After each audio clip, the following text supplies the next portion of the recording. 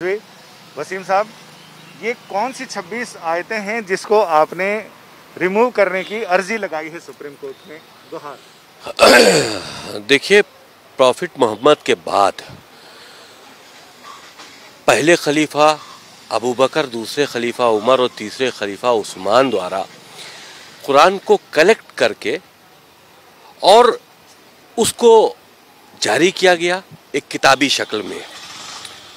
कुरान के अंदर कुछ आयतें ऐसी हैं जो आतंक को बढ़ावा देती हैं, वायलेंस टीचिंग हम कहें उसको एक तरह से, वो कुरान के अंदर इस तरह की बातें हैं और बहुत अच्छी बातें भी हैं जो इंसानियत के लिए हैं।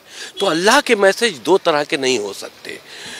तो ये तीन जो खलीफा थे, इन्होंने ताकत का इस्तेमाल करते हुए कुरान के अंदर अमेंडमेंट करके इस तरह की आयतों को डालकर कुरान शरीफ को दुनिया के लिए जारी किया और उसी का सहारा लेकर पूरी दुनिया में आगे बढ़े हैं ताकत के दम पर इस्लाम को फैलाने के लिए।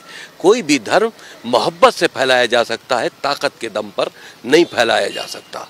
और इस वजह से आज इस्लाम को फैलाने के लिए जो कुरान के अंदर अमेंडमेंट किए गए थे, जो इस तरह के मैसेजेस डाले गए थे, जो वायलेंस को बढ़ा रहे थे, जो जुल्म व ज़्यादती कर रहे थे, आज उसका फ़ायदा आतंकवादी उठा रहे हैं। मदरसों के ज़रिए आम मुसलमानों के बच्चे उसको पढ़ रहे हैं और उनका जहन जो है वो कट्टरपंथ की तरफ बढ़ रहा है। तो ये बहुत नुकसानदेह, बहुत सी ऐसी बातें हैं जो हमने अपनी पहल में लिखी हैं, लेकिन क्योंकि अभी हमने PIL दाखिल की है, कोर्ट में पेंडिंग है, वो बातें हम खुलकर नहीं बता सकते। लेकिन हमें उम्मीद है कि ये चीज़ें कोर्ट को इसमें इंटरफेरेंस करना चाहिए। हमारी देश की सुरक्षा से जुड़ा मामला है।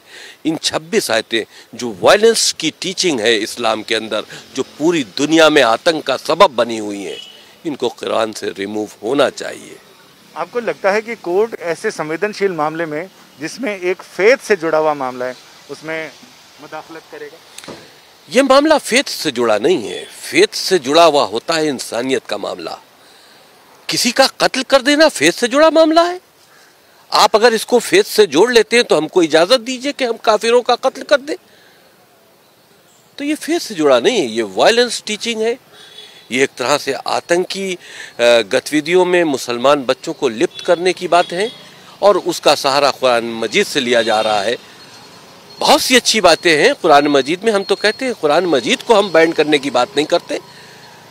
उसके अंदर जो वायरस खलीफाओं ने डाला है इस्लाम को आगे बढ़ाने के लिए ताकत के दम पर, उसको रिमूव करो, क्योंकि आज उसका गलत फायदा उठाया जा रहा है और मुसलमान बच्चों को आतंकवाद की तरफ लिया जाया जा रहा है। तो आपको लगता है कि जो किसी ज़माने में इस्लाम की ताकत के बल पर इस्लाम को फैलाने की बात की जा रही थी, आज वही इस्लाम को कमज़ोर कर रहा है? जो बुनियादी शिक्षाएं हैं इस्लाम की इंसानियत के भले के लिए, जाहिर सी बात है, जिस वक्त ये कुरान के अंदर अमेंडमेंट करके इस तरह के अल्लाह के नाम से मैसेजेस डाले गए जो हमने चैलेंज किए हैं, उस वक्त तो उनका मकसद यही होगा कि हम इसको अपनी ताकत से जोड़ें। अल्लाह के मैसेज के नाम पर जिहाद क्या है?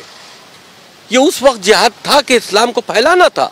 आज वो जिहाद का गलत इस्तेमाल हो रहा है, आतंकवादी जिहाद का इस्तेमाल कर रहे हैं। तो उस वक्त तो इस्लाम का दायरा बढ़ाने के लिए ये काम किया गया था, लेकिन आज इस्लाम उसी से बदनाम हो रहा है। हमारे साथ सुधाकर द्विवेदी जी हैं, जिन्होंने ये सारी पिटीशन ड्राफ्ट भी की है और इसके बारे में इनके तकनीकी पहलुओं पे बात करते हैं कि इसमें आपने इसको संवैधानिक की जो मूल भावना है, जिसमें देश के खिलाफ हमला या देश पर हमला, देश की संप्रभुता, एकता और अखंडता पर, उसके साथ आपने देखिए, जो हमारा संविधान है वो प्रत्येक नागरिक को जो है प्रोटेक्शन देता है। तो उसी प्रोटेक्शन में जो है कोई भी ऐसी टीचिंग नहीं हो सकती जिससे कि आतंकवाद की पढ़ाई हो, जिससे कि आतंकवाद को एजुकेट किया जाए। तो ऐसे किसी भी धर्म में, ऐसा नहीं कि केवल मुस्लिम धर्म में, किसी भी धर्म में इस तरीके की कोई भी टीचिंग हो तो उसको चैलेंज किया जा सकता है। और हमारा संविधान इस चीज़ का अधिकार देता है कि अगर देश के खिलाफ कोई प्रॉक्सी वॉर के लिए कोई टीचिंग हो रही हो, चाहे वो स्कूल एजुकेशन हो या किसी भी तरीके की एजुकेशन में हो, तो उसको रिमूव करने का हमारा राइट है। और दूसरा कि इस्लामिक आतंकवाद इसमें सबसे ज़्यादा आगे जो है रहा है शुरू से पूरे विश्व में, और उसका सबसे ज़्यादा भुक्तभोगी जो है वो हिंदुस्तान रहा है। इसलिए हम लोग इसको इंडिया की सुप्रीम कोर्ट के अंदर इसको हम लोग चैलेंज कर रहे हैं, क्योंकि इससे रिलीफ जो है वो सुप्रीम कोर्ट दे सकती है और कोई रिलीजियस वो नहीं दे सकते। और इसमें कोई रिलीजियस इशू नहीं है, ये कोई धार्मिक उसको हमने कोई चैलेंज नहीं किया है।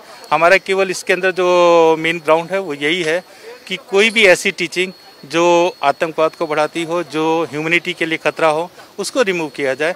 कुरान एक बहुत अच्छा ग्रंथ है, उसकी जितनी पॉजिटिव चीज़ें वो ज़रूर पढ़ाई जानी चाहिए, लेकिन जो चीज़ें इंसानियत के खिलाफ हो उनको रिमूव करने के लिए हमने इसमें प्रेयर की। आपका बहुत बहुत शुक्रिया। अमूमन इस तरह की याचिकाओं में कोर्ट ये कहता है कि आप अप्रोप्रिएट प्लेटफॉर्म पर इस मामले को लेकर जाएं और वहां अपने सबमिशंस दें। इसी को देखते हुए याचिकाकर्ता ने पहले ही देश के 57 ऐसे रजिस्टर्ड इस्लामिक संगठनों को इस याचिका की प्रति भेजी और उनसे ये कहा कि आपका जवाब इन 26 आयतों पर क्या है, जवाब अभी तक मिला नहीं है। लिहाजा ऐसे में उम्मीद की जा रही है कि अगले हफ्ते शायद ये मामला सुनवाई के लिए सुप्रीम कोर्ट की चौखट पर पहुंच जाए। कैमरामैन अनुराग सक्सेना के साथ संजय शर्मा, दिल्ली आज तक।